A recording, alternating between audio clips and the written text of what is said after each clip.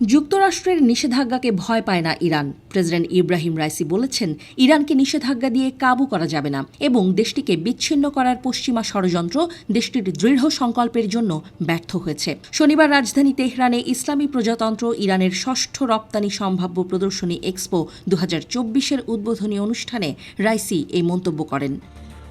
ইরানের প্রেসিডেন্ট বলেন, এই প্রদর্শনী দেখায় যে ইরানের বিরুদ্ধে নিষেধাজ্ঞা জনগণের দৃঢ় ইচ্ছার কারণে কখনোই কোনো ফল দেয়নি এবং ভবিষ্যতেও সফল হবে না। ইরানকে বিচ্ছিন্ন করার দুষ্ট চক্রান্ত কখনো সফল হয়নি এবং কখনো ফলপ্রসূ হবে না।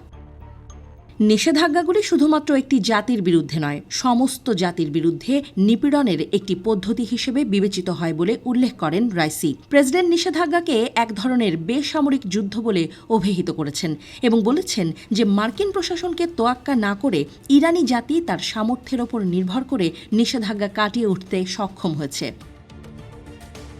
ইরানের প্রযুক্তিগত উন্নতির প্রসঙ্গেও কথা বলেন রাইসি। ইরানের বিজ্ঞানীদের হত্যা করে ইরানের অগ্রগতি রোধ করার জন্য পশ্চিমাদের প্রচেষ্টাও বৃথা হয়েছে বলে মন্তব্য করেন তিনি। ইরানের প্রেসিডেন্ট বলেন, পশ্চিমারা আমাদের নতুন প্রযুক্তি অর্জনে বাধা দেওয়ার চেষ্টা করছে। আমাদের তরুণ বিজ্ঞানীদের ধন্যবাদ।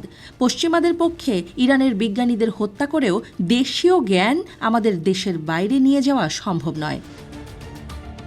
ইরানের উৎপাদন ও রপ্তানি বিষয়ে রাইসি জানিয়েছেন, উৎপাদন ও রপ্তানির শক্তি সামরিক শক্তির চেয়ে কম নয়। সামরিক শক্তির পাশাপাশি যা একটি দেশকে শক্তিশালী করতে পারে তা হল উৎপাদন ও অর্থনীতির শক্তি এবং রপ্তানি করার ক্ষমতা।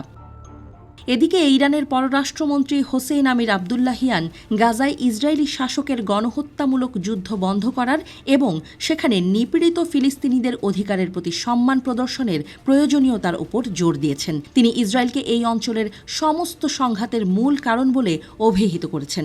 আমির আবদুল্লাহিয়ান পর্তুগালের পররাষ্ট্রমন্ত্রী পাওলো রেঞ্জেলের সাথে টেলিফোন কথোপকথনের সময় এই মন্তব্য করেন। রেঞ্জেল গাজায় অবিলম্বে যুদ্ধবিরতির দাবি জানিয়েছেন এবং জানিয়েছেন, পর্তুগিজ সরকার একটি স্বাধীন সার্বভৌম ফিলিস্তিনি রাষ্ট্র গঠনকে সমর্থন করে এবং সমস্ত আঞ্চলিক দেশকে এই অঞ্চলে উত্তেজনা কমাতে সাহায্য করার আহ্বান জানায়।